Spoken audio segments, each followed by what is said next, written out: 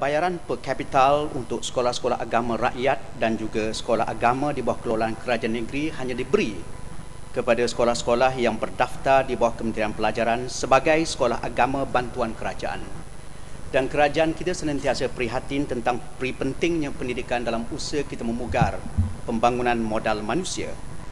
Di bawah rancangan Malaysia ke-9 dan juga di bawah Pelan Induk Pembangunan Pendidikan dinyatakan tentang keperhatian itu, malah di bawah pakej rancangan yang telah diumumkan oleh Yang Berhormat Menteri Keuangan yang berjumlah 200 juta itu juga adalah untuk meraihkan pembangunan sekolah-sekolah yang disebut sebagai sekolah bantuan kerajaan. SABK ataupun sekolah agama bantuan kerajaan akan menikmati bantuan sumbangan modal dan juga sumbangan bantuan penuh seperti yang dinikmati oleh sekolah-sekolah bantuan kerajaan yang lain. Dari segi bantuan per kapital, SABK ataupun sekolah agama bantuan kerajaan akan mendapat kadar bantuan per kapital yang sama dengan sekolah-sekolah kerajaan dan sekolah-sekolah bantuan kerajaan yang lain. Untuk maklumat yang berhormat daripada rantau panjang, bagi negeri Kelantan terdapat 46 buah sekolah yang masih belum berdaftar, sekolah SAR ataupun sekolah agama rakyat masih belum berdaftar dengan Kementerian Pelajaran, dan sebanyak 24 buah sekolah kelolaan kerajaan negeri yang masih belum berdaftar dengan Kementerian Pelajaran.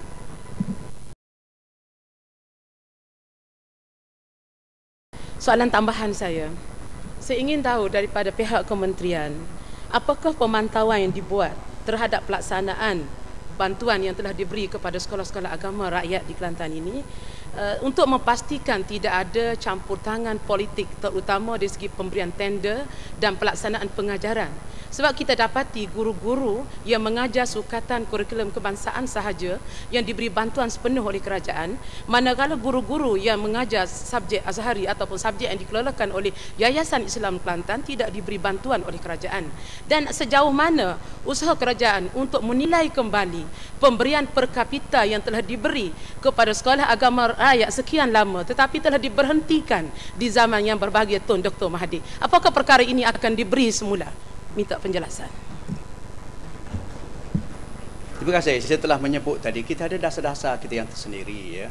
Itu bukan payah sangat, iaitu mendaftar dan mengadakan MOU, Memorandum of Understanding, dengan kerajaan yang memerintah barisan nasional. Maka dengan itu segala keistimewaan dari segi kita membaiki pengurusan pentadbiran sekolah, aspek keuangan, aspek perjawatan perkhidmatan guru, aspek kurikulum, aspek-aspek undang-undang yang masih belum mantap, kita mantapkan. Ini adalah merupakan langkah-langkah yang untuk kita menyelaraskan, menyeragamkan dan menambah baik.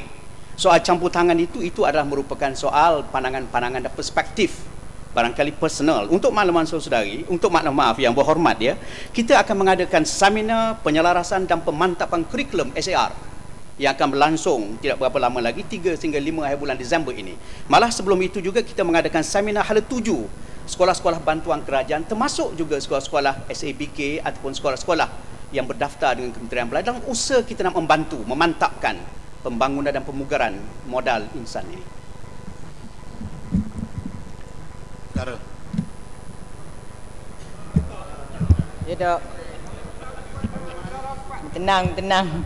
Terima kasih Bapak Tan Sri Yang Di-Pertua. Terima kasih kepada Menteri. Saya minta Menteri jawab soalan saya ni baik-baik. Kerana ramai yang keliru dan sengaja salah faham. Kononnya kerajaan pusat tidak langsung mau membantu dalam soal pendidikan agama ini, dan kononnya kerajaan pusat ni ada agenda politik. Soalan saya, berapakah perbelanjaan tahunan Kerajaan Persekutuan ke atas pengambil alihan secara rela sekolah-sekolah agama rakyat seluruh negara yang telah pun bermula secara berperingkat, dan setakat manakah kejayaannya? Dan adakah kerajaan-kerajaan negeri pembangkang ini memberikan kerjasama yang diharapkan oleh kerajaan pusat? Terima kasih. Jawapannya adalah salah. Kita meraihkan sekolah-sekolah agama rakyat ataupun sekolah agama negeri yang berdaftar di bawah kita.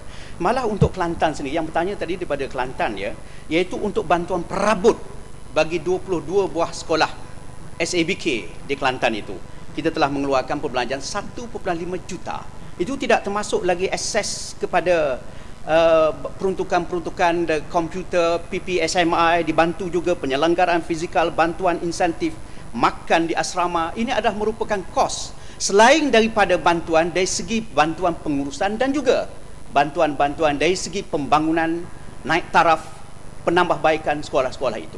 Malah baru-baru ini telah disebut oleh Menteri Kewangan kita, iaitu di bawah pakej ransangan dia 200 juta ringgit diperuntukkan untuk menambah baik pendidikan itu. Jadi